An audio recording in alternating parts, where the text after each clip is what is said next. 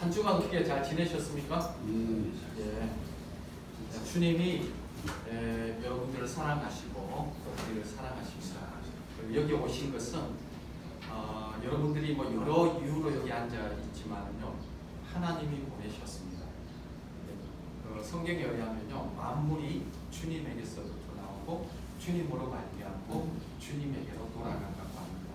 이 말이 뭐냐니까요, 우리에게 일어나는 모든 일상사는 주님 손에서 이루어지는 것입니다. 우리 머리는 이해할 수 없죠. 그래서 전능하다고 하고요. 우리가 우리의 머리로 생각하는 그 모든 한계에서 넘어가 있어요. 돼지가 인간을 이해할 수가 없어요. 아무리 좋은 걸 줘도, 감동스러운 영화를 보여줘도 돼지에게는 감동이 없어요. 동일합니다. 우리와 하나님과의 차이는 인간과 돼지 사이보다도 더 큰 차이입니다. 그래서 우리의 머리도, 왜냐하면 우리의 뇌도 하나님이 창조하셨고 뇌를 생각할 수 있는 힘도 하나님이 주시는데, 그 머리로 하나님이 머리 이렇게 얘기하는 것조차가 어려워요. 그래서 기독교는 이제 계시의 종교라고 합니다. 하나님이 우리에게 계시해 주셔야 되고 하나님이 우리에게 가르쳐 주셔야지, 우리가 찾아가는 것은 종교라고 합니다. 기독교는 종교가 아니에요. 인간이 인간의 노력으로 뭐 덕도 하고 인간의 힘과 인간의 의지, 인간의 노력으로 찾아가는 것이 아니에요. 하나님은 그렇게 인간이 찾아서 도달할 수 있는 그런 분이 아닙니다. 인간의 존재는 하나님을 찾을 수가 없는 존재이고요. 단지 하나님께서 우리에게 계시라는 게 있어요. 열어주셔야 합니다. 하나님께서 우리에게 계시해 주셔야만이 우리가 그분을 알 수가 있습니다. 그래서 오늘 성경을 읽는 것들을요, 사실 제가 이렇게 막 설명한다고 해가지고 이 이론과 이게 교리로 되는 것이 아니고요, 여러분들이 하나님을 실제로 만나셔야 돼요. 실제로. 그래서 제가 여기 있는 것은 제가 드러나려고 하는 게 아니고, 여러분들이 실제로 하나님과 만날 수 있도록 도와주는 헬퍼, 그냥 조수, 뭐랄까 해야 되니까, 여러분들이 진짜 하나님을 만날 수 있도록 도움입니다. 그래서 하나님을 만나는 최고 좋은 방법이 뭐냐니까요, 성경을 읽으셔야 돼요. 왜냐하면 하나님이 계시로 성경을 주셨고요, 이 성경도 우리의 인간적인 머리로 읽으면요 이해가 안 됩니다. 이해가 안 되는데, 겸손한 마음으로, 기도하는 마음으로 지금 성경을 이해하게 해 주십시오 하면 어떤 일이 일어나냐, 그때에 정말 살아계신 하나님께서 우리의 마음과 우리의 기도와 우리의 믿음을 보시고 말씀해 주시고 그분을 드러내 주십니다. 그래서 하나님을요 숨겨져 있는 분이라고 합니다. 하나님이 자기를 숨기세요. 그래서 계시되어지고 우리가 정말 원할 때에 그분을 알 수 있고 그분을 만날 수 있고 그분을 만나야 돼요. 왜냐하니까 우리의 종착점이 그분이에요. 여기서 돈을 많이 버는 게 종착점이 아니고요, 훌륭한 좋은 대학교 가는 것도 종착점이 아니고, 우리의 진짜 종착점은 그분을 만나는 모든 해결입니다. 그분을 만날 때 참된 자유, 참된 인생의 뭐라고 할까요? 인생의 방황이 이제 끝나는 것이죠. 그래서 여러분들의 세상이 주지 않는 평안을 누리시기로 하고요. 갈라디아서는 바울이 첫 번째로 어떻게 보면요, 바울이 이제 선교 여행을 떠나요. 바나바하고 선교 여행을 떠났는데 제일 먼저 개척했던 곳이 갈라디아 지역이라고 했어요. 갈라디아 지역은 도시 이름이 아니고 큰 지역 이름이고, 갈라디아 안에 여러 도시들이 있어요. 지금의 그쪽은 터키 땅이에요. 터키 땅. 그쪽에서 제일 먼저 바울이 전도했던 것이죠. 그래서 바울이 전도했는데 갈라디아에 대한 첫 번째 전도했던 것이 애착이 있는 것이죠. 그렇죠? 그런데 다른 복음이 들어온 거예요. 다른 복음. 그래서 서신서에서는요 보통 인사를 시작하는데, 바울은 서신서에서 1장에서 했던 내용이에요. 서신은 보통 이제 인사부터 시작하잖아요. 인사를 시작하는데 다른 서신서하고 인사 내용이 좀 달라요. 뭐냐니까, 나는 사람에게서 난 것도 아니고 사람으로 말미암은 것도 아니고 예수 그리스도의 하나님으로 말미암아 된 바울이고, 내가 이 복음은 내가 이 너에게 전해준 이 복음은 사람에게 받은 것도 아니다. 그리고 내가 전하는 하나님의 이 복음은 하나님의 계시로 된 복음인데 내가 전하는 이 복음 외에 다른 복음을 전하면은 이건 하늘의 천사라도 저주를 받는다. 왜냐니까요. 사도 바울은 그 복음을 통해서 이 복음에 사도 바울은 제일 어떤 사람이냐니까요. 예수 믿는다는 사람을 쫓아가서 잡아 죽이는 사람이었어요.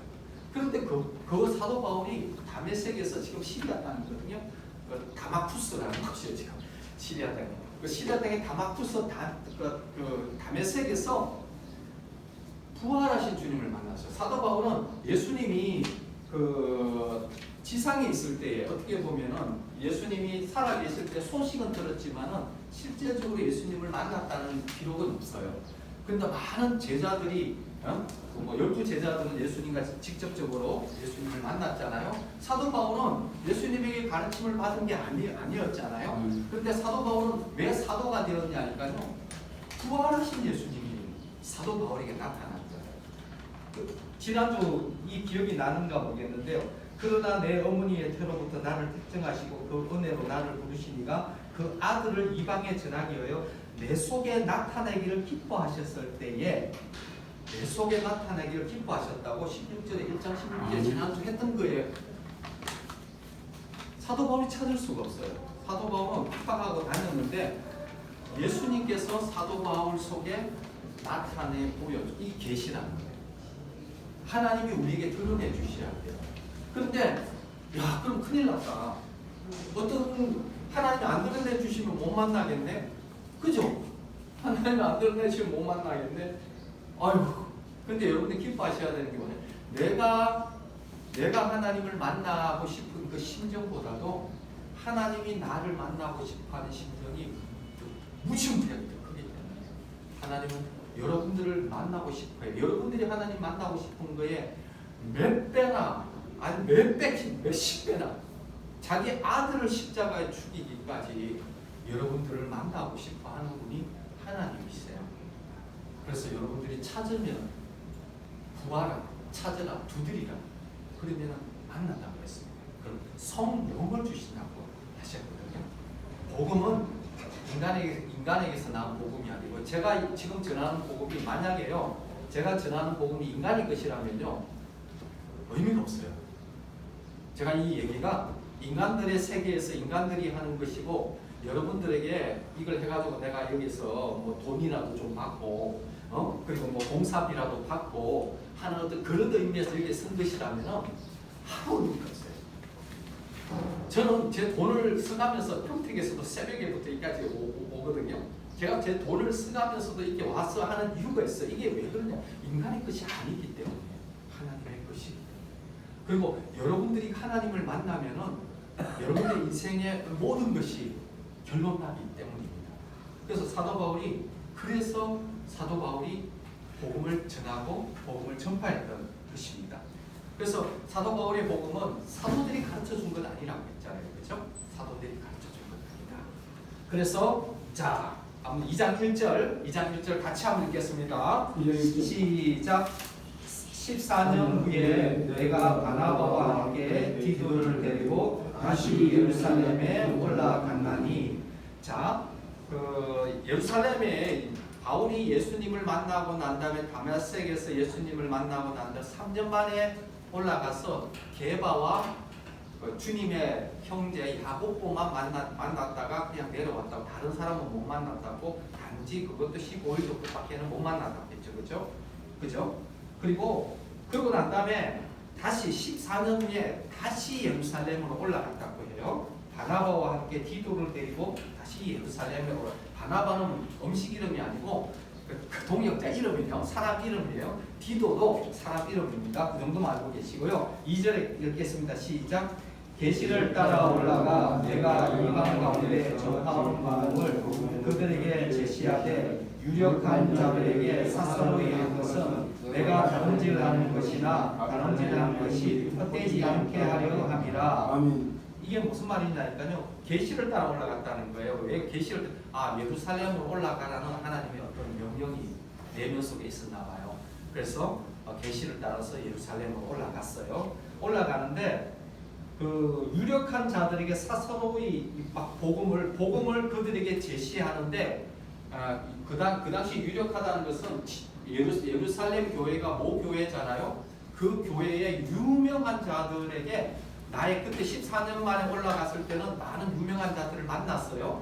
그때는 막 사서로이 그냥 그리낌 없이 자기가 전했던 복음을 그리낌 없이 서로 나누었어요. 왜 나누었냐니까 자기가 이렇게 그 이방인들에게 복음을 막 전하는데 이 복음이 잘못된 복음인가 아닌가에 대해서 그들에게 검증받기 위해서 그렇게 전했다는 거예요.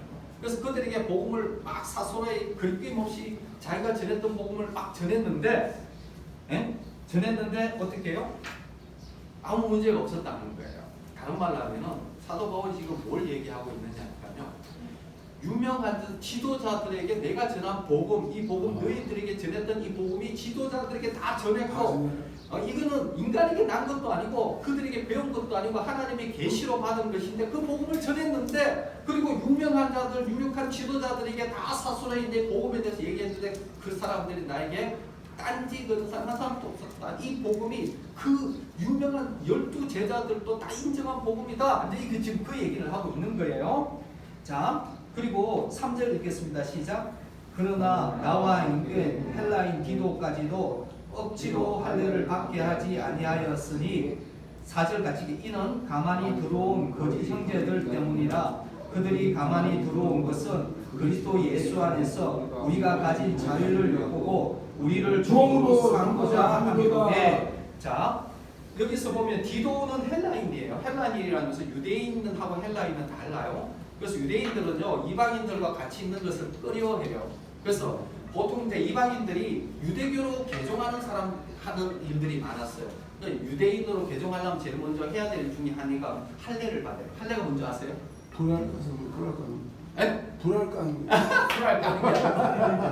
불알감이면 완전 이건 고자 되는 거고.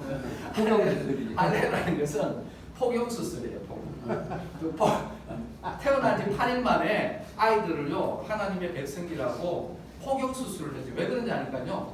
겉으로 왜냐하니까 이게 하나님의 백성인지 아닌지 이게 하나님께서 표시를 주시기 위해서 아브라함에게 명령하신 거예요. 그래서 태어나면 남자들은 태어난 지 8일 만에 포경 수술을 시켜요. 그런데 이제 왜 그 이방인들이 유대교로 들어오려면요 포경 수술 어른이 돼도 포경 수술을 받았어야 되는 거죠. 그래서 그걸 이제 할례를 행해야 된다고 그렇게 막 주장하는 유대인 기독교인들이 많았던 거예요. 이방인들은 할례 이런 게 붙들리지 않잖아요. 그런데 그 당시 유대인들에게는 굉장히 중요한 거였어요. 왜냐하면 유대인들이라는 것은 자기는 선민이에요. 하나님의 백성이기 때문에 할례 받지 않는 그런 백성들을 개, 돼지로 취급했습니다. 이방인들. 우리가 개, 돼지로 취급당한 거예요. 그 당시에 본다면. 이 복음이 우리 이방인들에게 전해진 거거든요. 그래서 그런데 할례를 왜 받지 못하도록 했다는 거예요. 왜 할례를 받지 못하게 했는가 하니까 가만히 들어온 거짓 형제들 때문이라. 가만히 들어온 것은 그리스도 예수 안에서 우리가 가진 자유를 엿보고 우리를 종으로 삼고자 함이로다. 복음이라는 것은 율법 이렇게 겉으로 할례를 해가지고 표시가 나잖아요. 그런 표시로 하나님의 백성이 되는 것이 아니라 하나님의 백성이 되는 것은 표면적 유대인이 아니라 이면적 유대인이에요. 우리 내면 속에 거룩한 하나님의 성령이 있는 유대인, 기독교인을 기독교인이라는 거예요. 예수님께서도 그렇게 율법을 잘 지키는 바리새인들을 향해서 이 회칠한 무덤이라고 했거든요. 너희 아비 마귀에게서 났다고 이 얘기를 하거든요. 회칠한 무덤이 뭐냐니까요. 그 당시에는 회는 하얗잖아요. 무덤을 밖으로 회를 하얗게 칠해놔요. 그리고 겉은 하얀데 안에는 썩은 뼈다귀가 있는. 근데 율법을 잘 지키는 바리새인들과 제사장들을 향해서 예수님께서 이 회칠한 무덤이라고 이렇게 하고 너희 아비는 마귀에게서 났다고 이렇게 얘기했던 이유가 뭐냐니까요. 겉으로는 뻔지르하게 할례 다 받고 하나님의 백성이냐 했지만은 그 마음속에 그 내면에는 하나님의 성령이 거하지 않고 온갖 욕심들, 온갖 음란함, 온갖 더러움, 온갖 세상 사람보다도 더 욕심 있는 그런 모습을 주님은 빛이시라고 하잖아요. 주님은 속일 수 없기 때문에 다 보이는 거예요. 동일하게 이 거짓 유대인들이 와가지고 거짓을 또 이방인들에게 복음을 전해놓은 그 갈라디아 교회에 와서 할례를 받아야 된다고 하는 거예요. 너희가 할례를 받아야 된다. 아브라함이 이미 받았던 언약이다. 할례를 받지 않으면 그럼 할례를 받으면 어떻게 해요? 그러면 그 사람의 말을 계속 쫓아가야 되는 거죠. 그럼 어떻게? 겉으로는 할례 받고 뭐 유대인 같이 보이지만은 기독교인 같이 보이지만 유대 기독교인 같이 보이지만은 여전히 내면에는 전혀 변화가 되지 않아요. 바울에게는요 뭐가 중요하냐니까요 겉이 중요한 것이 아니라 너희 내면 안에 그 거룩함 하나님과 함께 사귀는 그 사귐이 하나님의 성령이 있는 것이 너무나 중요했기 때문이에요. 그것 때문에 할례를 못 받게 했어요 디도에게. 자 그리고 자 5절 한번 읽겠습니다. 시작. 그들에게 우리가 한 시도 복종하지 아니하였으니 이는 복음의 진리가 항상 너희 가운데 있게 하려 함이라.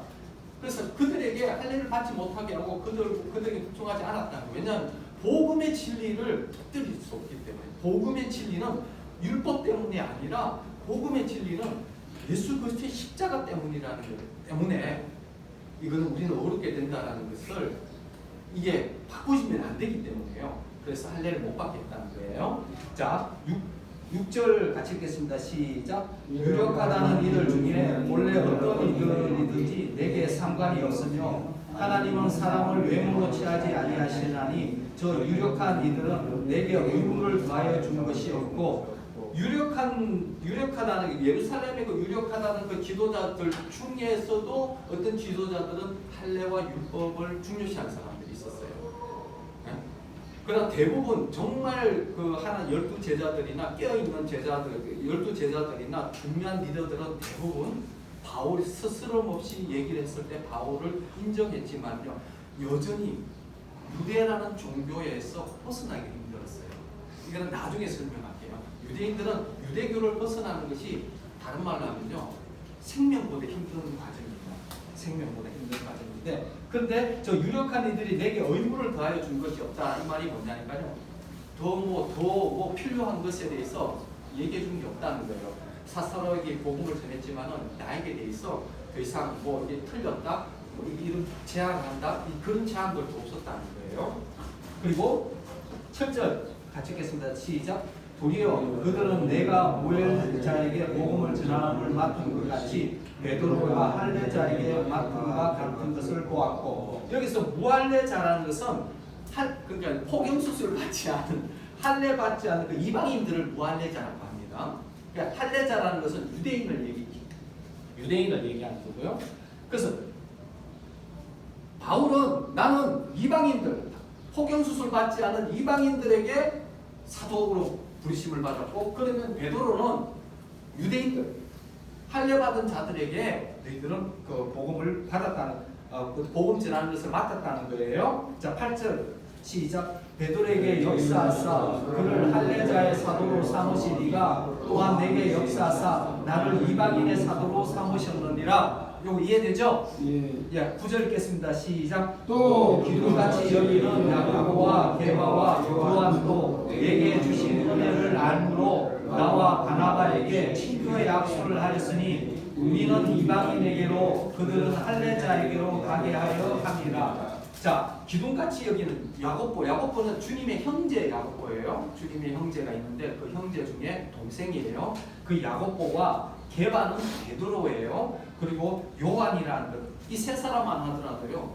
정말 복음을 완전하게 검증할 수 있는 정말 헷갈리지 않고 이 사람의 말이라면 케이스 마크. 이게는 확실한 인정을 받을 수 있는 사람이 세 사람이 있다면은 바로 야고보와 베드로와 요한. 이 사람에게 어떻게 해요? 친교의 약속을 했다는 거예요. 다른 말로 하면 그렇게 모든 케이스 마크 같이 그 모두게 인정하는 그 사람들이 인정했던 복음이라는 거예요. 이해되죠? 자, 그래서 10절 같이 읽겠습니다. 시작. 다만 우리에게 가난한 자들을 기억하도록 부탁하였으니 이것은 나도 원래부터 힘써 행하여 가노라.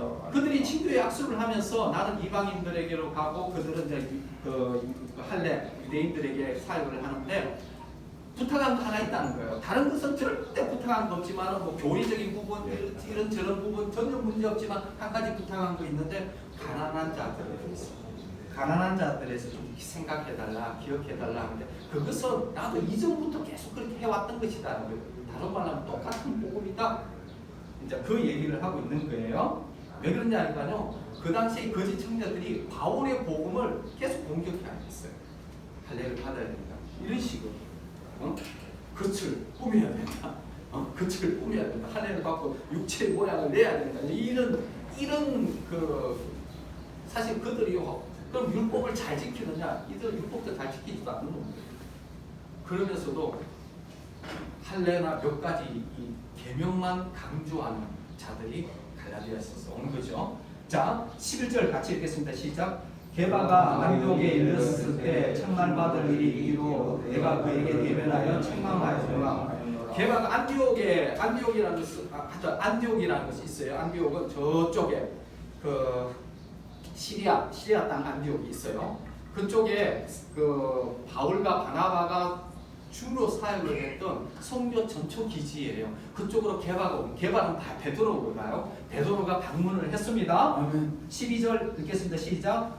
야고보에게서 온 어떤 사람들이 이르기 전에 게바가 이방인들과 함께 묵다가 그들이 오매 그가 할례자들을 두려워하여 불러 떠나가매. 본래 그 유대인들은요 이방인들과 같이 식사를 못해요. 식사 교류를 못해요. 지금도 보면요 저기 무슬림들은 그 할랄 음식이라고 해가지고 뭐 따로 이렇게 하는 거 마찬가지로 이게 이제 돼지고기 못 먹고요 먹는 음식들도 이게 딱 정해져 있어요. 생선 같은 경우는 비늘 없는 거 이런 거 못 먹어요. 불결을 한다 거예요. 그 다음에 쪽발은 세금질을 하는데 쪽발이 없는 것은 또 못 먹어요. 여기 소는 먹을 수 있죠. 쪽발이 있고. 그런데 토끼는 쪽발이 없어서 못 먹어요. 토끼 굴미는. 그런 식으로 그들이 먹는 음식과 이방인들의 먹는 음식이 다르기 때문에 같이 이방인들과 음식을 먹는다는 것을 불결하다고 생각했어요. 근데 베드로는 하나님께서요 이미 베드로를 훈련시켰어요. 이방인들과 같이 음식을 먹는 것이 문제가 안 되고 복음 가운데서는 아무 문제가 안 된다는 것을 훈련을 시켰어요. 여러분들 성경 읽어보면 알 수 있어요. 근데 그렇게 음식을 먹고 있는데 갑자기 예루살렘에서 야고보가 보낸 사람이 왔다고 하는데 이 사람들 중에 문제가 되는 사람들이 온 거예요. 그래서 베드로가 어떻게 했냐니까 도망가 버려요. 이방인들과 같이 음식을 유대인들은 못 먹기 때문에 같이 먹으면 안 된다고 생각해서 거기서 떠나버린 거예요. 그 베드로가 떠나버리니까 어떻게 해요? 13절 시작. 남은 유대인들도 그와 같이 외식하고 바나바도 그들의 외식에 이롭게 얻는다.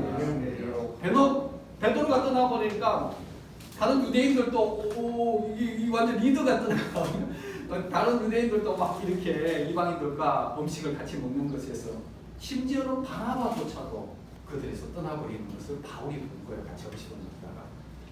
그래서 바울이 열받아가지고 이제 얘기를 해요. 14절 시작. 그러므로 나는 그들이 복음의 진리를 따라 바르게 행하지 아니함을 보고 모든 자 앞에서 게바에게 이르되 내가 유대인으로서 이방인을 따르고 유대인답게 살지 아니하면서 어찌하여 억지로 이방인을 유대인답게 살게 하려 하였노라.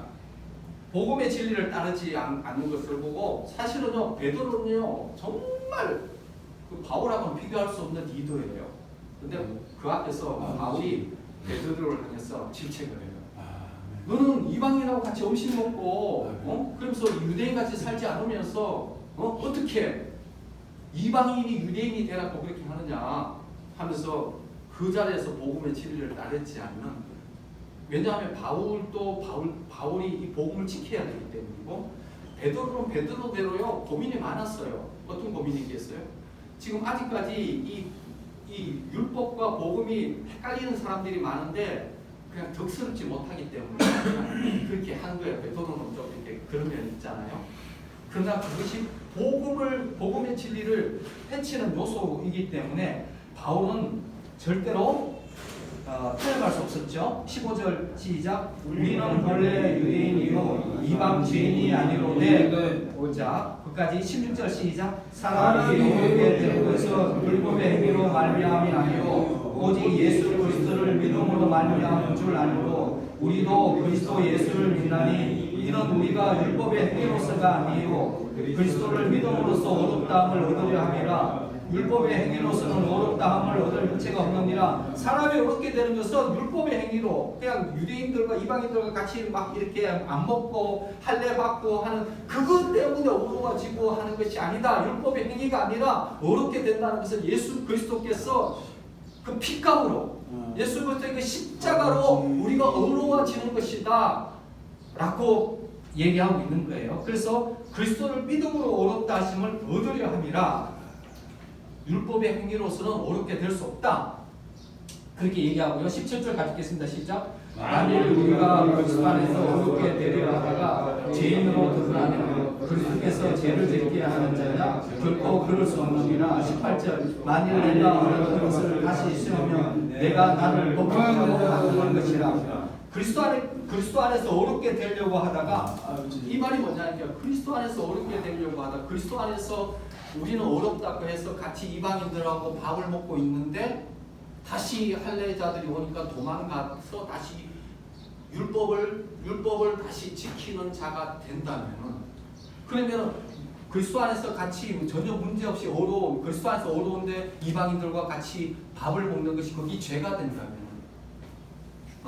그런다면 다시 율법을 다시 세우는 것이 아니라 우리는 율법에 대해서 옛 언약에 대해서 죽었고 이제는 새 언약의 사람이 되었고 이제는 율법의 행위가 아니라 우리 안에 성령 예수 그리스도의 십자가로 인해서 하나님의 영을 주시는 분이신데 영을 주시는 분이신데 이 새 언약을 따르지 않고 다시 옛 언약으로 돌아가는 것을 그러면은 예수님의 피가 어떻게 해요? 예수님이 십자가를 다 무시하는 일이잖아요. 이제 옛 언약은 끝나고 새 언약이 시작되어지고 하나님의 성령을 주셨는데 그 길로 가지 않는 그런 모순이 이제 있어지는 거죠. 그래서 내가 만든 흙은 것을 다시 세우면 내가 나를 범법한다고 만드는 것이다 이렇게 얘기하는데 뭘 그러느냐니까 율법의 행위로 털었다는 거죠. 율법의 행위가 아니라는 거예요. 새로 세운다 다시 세우면 그 율법의 행위가 아닌데 다시 율법의 행위를 세우면 어떻게 되겠느냐 그런 말이에요. 이해돼요 근데? 하여튼간에 계속 여러분 이해가 될까요? 자 19절 시작. 내가 율법으로 말미암아 율법에 대하여 죽었나니 이는 하나님에 대하여 살려 함이라. 자, 율법에 대해서 죽었다는 말이 뭐냐? 예수님이 십자가를 못 박혀 죽으실 때에 율법은 여기서 한 가지 간단한 거죠. 율법은요 하나님이 주신 계명이에요. 하나님이 주신 계명인데 율법은 살게 할 수 있는 능력은 안 줘요. 하나님의 능력은 율법 가운데 없어요. 그냥 율법은 이렇게 살아야 된다라는 계명을 주셨는데 그 계명을 통해서 배울 수 있는 것은 내가 죄인이구나, 나는 죄인이구나, 나는 지킬 수 없구나 라는 것을 깨닫는 거예요. 그런데 새 계명이라는 것은 하나님 그 계명을 살 수 있는 복음을 살 수 있는 능력을 가지고 있는 것이 옛 계명과 새 계명의 차이예요. 복음을 살 수 있는 능력이 어디에 있느냐니까요. 이건 우리의 힘으로 우리의 옛 계명은 어디요? 내가 막 하려고 하고 내가 이뤄보려고 하고 내 능력으로 애를 그 결국 보이는 게 뭐냐? 내 능력으로 안 된다. 나는 죄인이다라는 것을 깨닫는 거죠. 우리 인생이 다 그렇잖아요. 안 그렇나요? 내가 그렇다고요? 여러분들 내 힘으로 안 된다라는 것을 내가 죄인이라는 것을 인생 가운데 배우게 되어 있어요. 안 배우시나요? 저는 아주 몸쓰러치게 배웠어요. 나는 죄인이구나. 사랑하는 내 안에 하나 사랑할 수 없는 자구나. 나는 순간순간 엄나는 자구나. 나는 순간순간 죄 짓는 자구나. 지금도 그래요. 오면서도 끊임없이 예수 그리스도 아니고는 큰일 나겠구나 하는 것을 매 순간 깨닫고 마지막 주님 오실 때까지요. 내가 죄인이구나라는 것을 깨닫는 것이 우리 인생이에요. 그리고 사랑할 수 없구나. 나로서는 안 되는구나. 이게 우리 인생이거든요. 이거로는 안 된다라는 것을 바울도 알고 누구도 다 아는데 계속 사람들은 여기에만 붙들려 있는 거예요. 그래서 바울이 답답한 거예요. 이거를 가지고는 어렵게 될 수도 없고 이거로는 안 돼. 그래서 예수님이 죽으신 거예요. 왜 예수님이 죽으셨냐니까 우리를 어렵다 하시고 성령을 우리에게 주셔서 복음대로 살 수 있는 하나님의 능력이라고 하나님의 지혜라고 하는 거예요. 그래서 새 계명으로 가라고 하는데 계속 옛 계명으로 돌아가서 모양만 내려고 하는 거예요. 모양. 할례 받아서 육체 모양을 내고 뭐 이렇게 밥 먹는 것도 그냥 멀리 떨어서 안 먹는 것 같이 이런 식으로 해가지고는 그래가지고는 외면적으로 바뀌는 것이 아니라 내면에 하나님께서 우리의 신령 가운데에서 새롭게 하시고 새로움을 주시는 그것을 얘기하고 있는 것이에요. 그래서 율법에 대해서 이제 죽었어요. 그리고 어떻게 해요? 하나님에 대해서 살아나게 하기 위해서입니다. 자, 20절 같이 읽겠습니다. 시작. 내가 그리스도와 함께 십자가에 못 박혔나니 그런즉 이제는 내가 사는 것이 아니요 오직 내 안에 그리스도께서 사시는 것이라. 이제 내가 육체 가운데 사는 것은 나를 사랑하사 나를 위하여 자기 자신을 버리신 하나님의 아들을 믿음 안에서 사는 것이라. 21절 내가 하나님의 은혜를 하지 아니하오니 만일 어렵게 되는 것이 율법으로 말미암았으면 그리스도께서 헛되이 죽으셨느니라. 자, 20절 이제 가장 중요한 것만 더 설명할게요. 내가 그리스도와 함께 십자가에 못 박혔나니 이게 뭐냐니까요. 율법을 왜 못 지켰냐? 율법을 지킬 수 없는 존재가 왜 존재냐니까요. 우리 존재가 우리 육체가 지킬 수 없는 존재예요. 우리 육체라는 것이 이 존재를 가지고는요. 하나님을 찾아가려도 찾아갈 수 없고 이 존재를 가지고는 할 수 없는 존재라는 것을 성경 전체를 통해서 기록하고 있어요. 이걸 자세히 설명하기가 어려운 시간이 있기 때문에 우리로는 안 된다라는 것을 여러분들이 아실 거예요. 삶을 통해서 안 된다. 그래서요. 그러면은 이 삶에서 어떻게 우리를 구원해서 그럼 되는 삶을 만들어줘야 되잖아요. 그 어떻게 되는 삶으로 만들어주느냐가 복음인 거예요. 그게 어떻게 내가 죽어야 돼요. 이거를 나를 개선하고 고치고 뭐 교육시키고 뭔가 새롭게 해가지고 뭘 새로운 지식을 얻어야 되는 게 아니에요. 여전히 새로운 지식을 얻으면은 다른 말로 하면요. 죄의 나무가 그냥 나무만 잎사귀만 풍성해지는 거지 열매는 통일한 죄를 지을 수밖에 없어요. 꽃은 따가지고 열매를 안 내올 수 있지만 다음 시즌이 되면 또 열매가 내요. 그런 존재로는 이걸 개선시키고 새롭게 해서 되는 존재가 아니라 이 존재는 어떻게 해요? 죽어야 돼요. 이 존재로서는 안 돼요. 이 존재는 죽어야 돼요.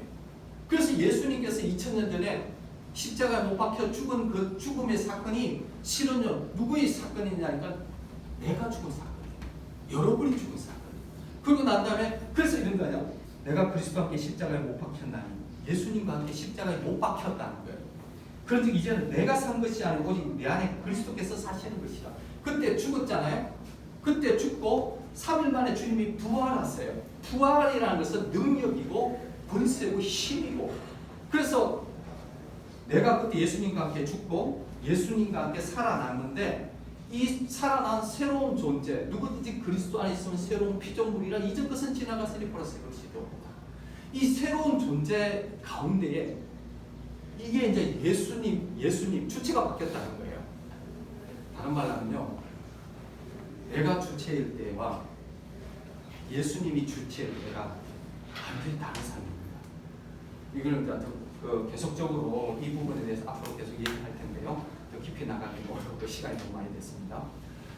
그래서 여러분들 이 삶을 통해서 우리 실장님 나오셔서 마무리해 주시고 오늘은 이 정도 기도만 간단히 기도하고 하나님 아버지 갈라디아서 2장 말씀을 통해서 계속적으로 말씀하시고 성경에서 하나님께서 기록해 놓은 진리를 깨닫게 하여 주십시오. 예수님으로 기도드립니다. 아멘.